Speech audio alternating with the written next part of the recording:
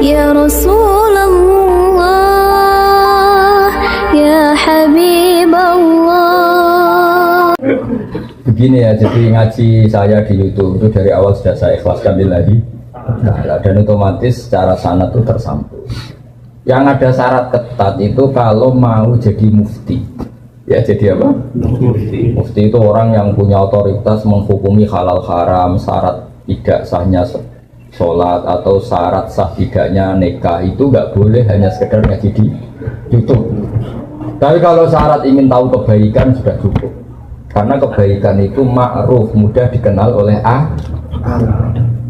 Jadi kalau syarat-syarat yang ketat harus ketemu gurunya, ngaji lama, terus akhlaknya harus baik, hafal Quran, hafal hadis, itu syarat untuk mufti, ya Pak? Mufti itu begini loh, fatwa sesuatu yang jelimet itu namanya mufti. Kalau sampean kan nggak perlu seperti itu. Pokoknya dengar ngaji saya yang bisa dilakukan, yang nggak ditunda itu sudah selesai. Dan potongannya yang nunda semua. Misalnya saya ngaji, wajib gak orang nyaur utang? Ayo jawab. Tahu toh? Ditunda apa langsung? Ketika kangen keluarga wajib enggak terus ingin pulang atau ngirimin? Tapi ketika ada tadi kantor cabang gitu pikirannya mulai macam-macam. Nah, kenapa kalau mufti syaratnya ketat? Karena mufti itu akan menimbang hukum yang kayak iya kayak tidak. Itu harus orang alim, nggak boleh hanya lewat YouTube. Saya beri contoh ya Mas Gunawan ya, kayak iya kayak tidak. Misalnya gini, saya beri contoh. Kerja di Korea itu baik apa enggak? Kalau melihat sisi jauh dari keluarga agak baik, tapi apa artinya deket tapi enak? Enak itu raine ketok terus rezeki atau ketok. Itu namanya enak. Jauh tapi gak enak karena biasanya kirimannya banyak. Panjang. Nah kalau istri kamu rata-rata nelpon kangen orangnya apa kangen kiriman? Nah itu kan terus ketika ada orang tanya baik mana merantau sama di rumah, itu pas dah itu cuma itu hukum sosial, tapi seorang mufti pasti gampang kayak iya kayak tidak.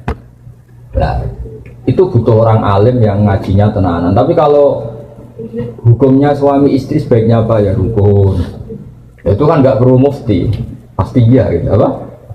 Pasti iya. Jadi saya jawab ya, jadi kalau ngaji lewat YouTube itu sudah sah, cuma tetap saja nggak sah kalau sebagai mufti. Mufti itu menentukan hukum halal haram. Misalnya kamu marung di warung Korea yang terkenal misalnya masak babi, tapi yang kamu makan bener-bener telur atau ayam, hukumnya gimana? Mesti mufti itu mikir. Kalau melihat ayamnya halal, tapi paling digoreng di wajan yang sama, diletakkan di piring yang sama, dan mereka nyuci piring pasti tidak dengan cara Kalau melihat gitu kayaknya tidak halal ya. Tapi kalau melihat bisa saja, meskipun bisa saja pas jatah saya piringnya baru. Meskipun kemungkinan itu entah. Tapi ya buat senam otak yang nggak mungkin dah mungkin saja. Tapi ini ya itu mufti. Misalnya sholat pesawat hukumnya gimana? Kalau melihat waktu sholat ya harus sholat. Tapi melihat kalau kamu sesuci misalnya, sesuci di pesawat itu wudunya kira-kira sempurna enggak? Buatan kan? Kalau sempurna dimarahin awak apa? Habis. Setelah wudu tidak sempurna kira-kira tetap wajib sholat apa enggak? Mesti jawaban pertama wajib. Lalu sholat ini namanya apa? Sholat dihormatin waktu, hanya menghormati waktu, tapi nanti setelah di kos-kosan atau di Korea harus dikodoi. Tapi ketika wajib ngodoi melihat wajah-wajah gini, wah sholat aja sudah menguntungkan, disuruh wajib ngodoi. Muftinya ngeper lagi. Karena wajah-wajah kayak sampean itu semua mufti pasti ngeper. Ini sholat fardu aja apet, apalagi disuruh kodok. Hanya kalau ditanya hukumnya gimana Gus? Wajib sholat. Wajib ngulang enggak? Kamu enggak. Terus ada lagi orang tanya saya, ini orang nggak pernah sholat sampai 10 tahun. Setelah tobat tanya, saya wajib kodok nggak Gus? Tak lihat wajahnya itu kalau diwajibkan langsung nggak sholat. Akhirnya saya sebagai kiai ngakalin, ya sudah penting kamu sholat dulu aja, nggak usah tanya kodoknya. Setelah setahun datang lagi, sudah tahu nikmatnya apa? Sholat. Gus caranya kodok gimana? Sudah nggak tanya kodok wajib enggak? Caranya kodok gimana? Saya bilang ya pokoknya tiap sholat kamu 2 kali aja, nggak usah langsung banyak apa? Tiap sholat 2 kali. Yang satu untuk sholat wajib hari ini, yang satu untuk nyaur utang yang dulu. Karena kalau langsung dihitung 10 tahun lu sebulan kali 5 10 hari aja berapa? 10 hari kali 5 waktu sudah 50. Berarti tiap 1 bulan 150 kali 12 berapa? Banyak ya? Kali 10 tahun.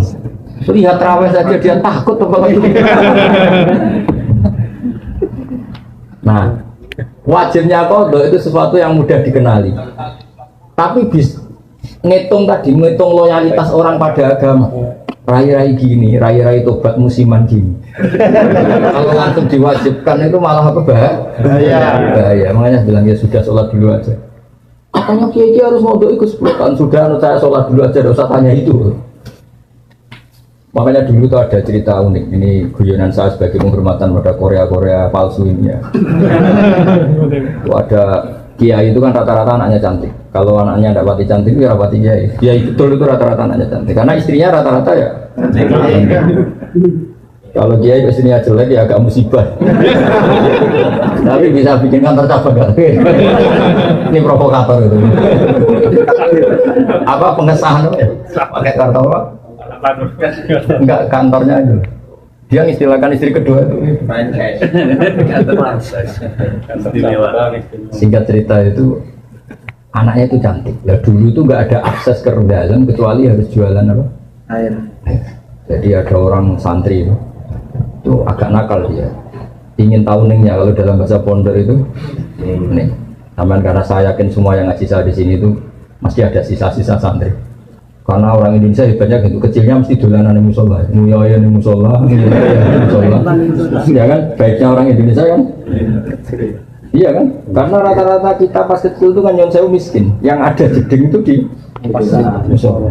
Sekarang keluarnya tamer-tamer di Indonesia ke saya gitu, semenjak masjid bagus, kamar mandinya bagus. Kadang orang mau ke masjid itu bukan karena ingin jamaah, kudu ngising di rumah lari ke masjid. Ya kan sekarang banyak enggak? Banyak karena kamar mandi masjid lebih bagus. Yang parah kalau mau tidur kan di rumah enggak ada AC, enggak ada kipas angin. Kalau ngantuk ke masjid, kipasnya dinyalin. Di daerah kamu ya gitu. Di sini. Di kos-kosan nggak ada kipas, di sini masjid ada. Nggak sih, malah sih. Itu mau itikaf kok mau nikmati hidup. Nikmati hidup. Ya alhamdulillah kok Allah nggak apa-apa. Dekat masjid sudah baik. Meskipun niatnya tidak baik, semoga tetap apa? Baik. Singkat cerita dia itu pura-pura jualan apa? Kiainya senengnya begini. Ben baru kayak anakku disenengi banyu murah soalnya. Kiainya wali jadi tahu kelakuan. Tadi santrinya tadi di Barno biarin dapat air murah loyal. Lama-lama dibilang gini sama Kiai. Kamu seneng sama anak saya? Iya Pak ya. Syaratnya kamu harus jamaah di depan 40 hari. Kalau itu selesai nanti kesini tak nikahkan sama putri saya. Oh semuanya bukan main. Dia jamaah terus di depan. Ini di Masjid Haram, cerita ini di Mekah. Nggak di Seragen, nggak di Solo.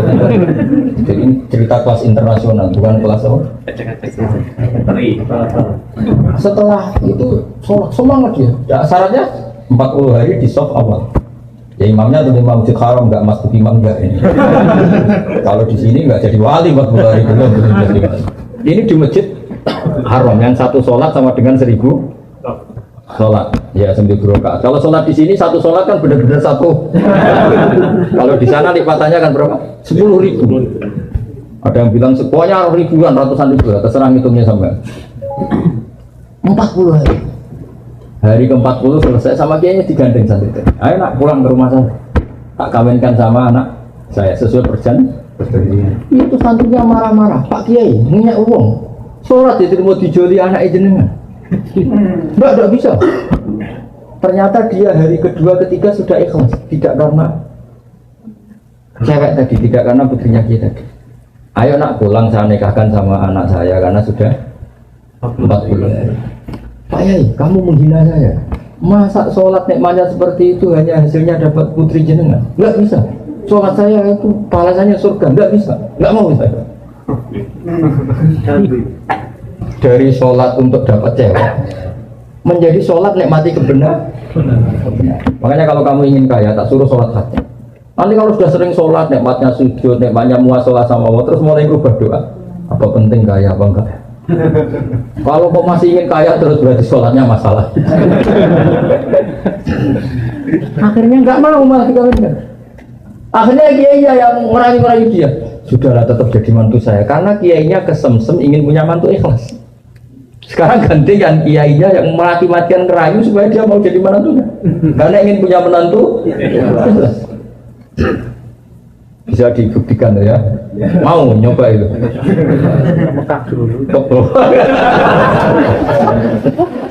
Nah, contohnya ada harus Mekah. Misalnya Anda ingin kaya, dijazahi, disuruh sholat saja. Lama-lama nanti Anda akan muhasabah, mengkoreksi doa Anda. Betul enggak, betul enggak. Ya, Anda suka cewek, mati-matian, cinta mati. Setelah kamu sholat, nanti mesti ada alamat. Nyata mimpi gambarnya angin topan. Saya pernah punya teman, sholat istikharah. Gambarnya itu angin topan. Macam ya itu jadi itu artinya wasta'inu bisobri, no?